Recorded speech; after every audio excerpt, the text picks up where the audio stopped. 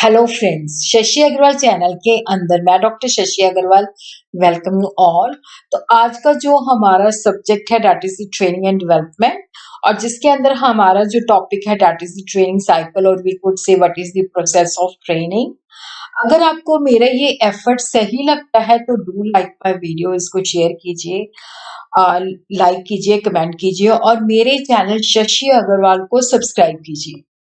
तो this is my app, Edusum app, जिसको आप गूगल प्ले स्टोर से डाउनलोड कर सकते हो। ये जो ऐप है commerce, economics and management students को काफी सारा फ्री स्टडी मटेरियल और काफी सारे फ्री मॉक टेस्ट प्रोवाइड करती है। उसी तरह ह्यूमन सोर्स मैनेजमेंट के काफी सारे स्ट्रक्चर कोर्स यहाँ पे अवेलेबल है। तो सबसे पहले हम देखते हैं कि ट्रेनिंग साइकिल या ट्रेनिंग प्रोसेस का मतलब क्या होता है। देखो, ट्रेनिंग साइकिल का मतलब होता है कि जब चीजों को हम स्टेप बाय स्टेप करते हैं। तो training cycle is a program design over a set period of time, कि हम एक स्पेसिफाइड टाइम फ्रेम के अंदर जो है एक प्रोग्राम डिजाइन करते हैं। और ये जो साइकिल होता है जिसके अंदर उस गिवन टाइम फ्रेम के अंदर जो है स्पेसिफिक ट्रेनिंग एलिमेंट जो है ऑर्गेनाइज करता है। तो ट्रेनिंग साइकिल एक सिस्टमैटिक अप्रोच है जिसके बेसिस पे ट्रेनिंग प्रोग्राम को डेवलप किया जाता है, डिलीवर किया जाता है, कंटिन्यूअसली इम्प्रूव किया जाता है। और यहाँ पे ट्रेनिंग साइकिल का मतलब होता है कि वो सीरीज ऑफ स्टेप्स के अंदर चलता है। तो ट्रेनिंग साइकिल जो है it consist of orderly, orderly मतलब जो सीरीज है स्टेप बाय स्टेप है, एक दूसरे के साथ कनेक्टेड है। तो यहाँ पे it consist of orderly series of stages to ensure that the training result in what is desired and intended.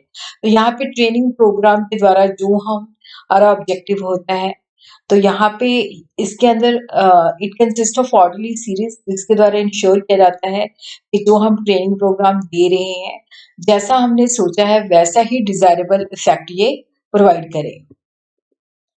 Training cycle refer to the structured period of time during which an individual or group of individuals engage in a systematic program of physical or mental conditioning aimed at achieving specified goals।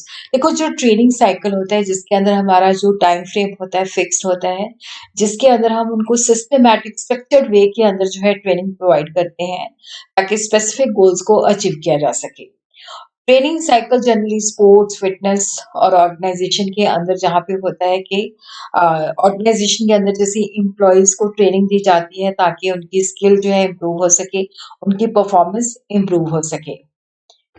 तो देखो यहाँ पे जैसे first we identify the, तो first step है training needs को identify करते हैं। फिर हमारे ट्रेनिंग गोल्स क्या हैं जिसके बेसिस पे हम ट्रेनिंग प्रोग्राम को डिजाइन एंड डिवेलप करते हैं।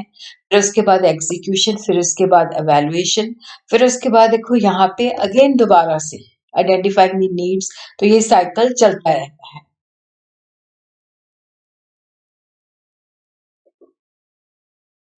तो ये जो स्टेजेस हैं इनको वन बाय वन करके वी विल अंडरस्टैंड। तो फर्स्ट जो है देखो, ट्रेनिंग साइकिल स्टार्ट होने से पहले फर्स्ट वी जो बेसिकली ऑर्गेनाइजेशन के जो ऑब्जेक्टिव है, मिशन है, विजन है, स्ट्रैटेजीज है, उनको असेस किया जाता है ताकि ऑर्गेनाइजेशन की वर्किंग के बारे में पता चले, ऑर्गेनाइजेशन के ऑब्जेक्टिव क्या है, जिससे पता चले कि हमने जो एम्प्लॉयज हैं उनको किस तरह की ट्रेनिंग देनी है।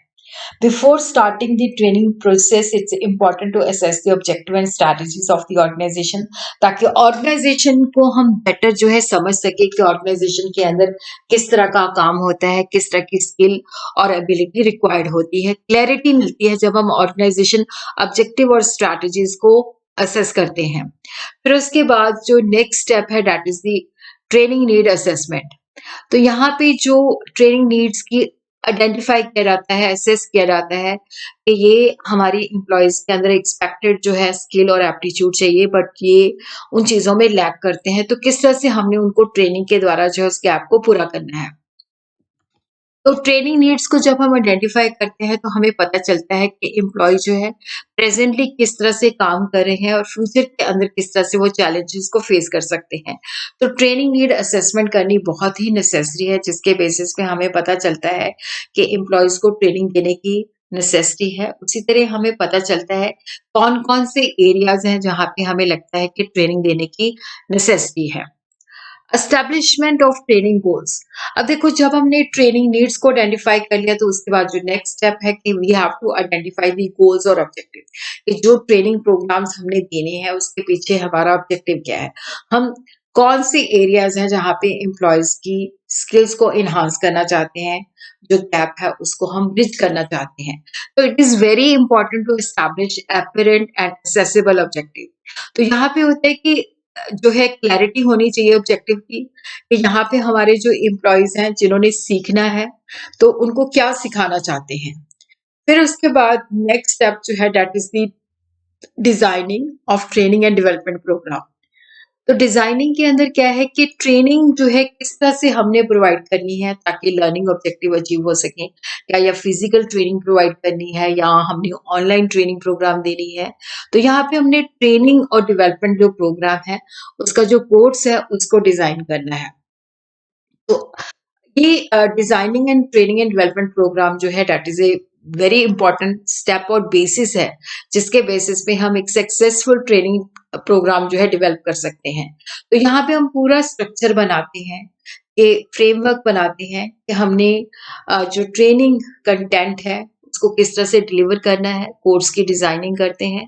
कोर्स की डिजाइनिंग इस ढंग से होनी चाहिए कि वो सिस्टमैटिक हो, लॉजिकल हो, एक दूसरे के साथ कनेक्टेड हो।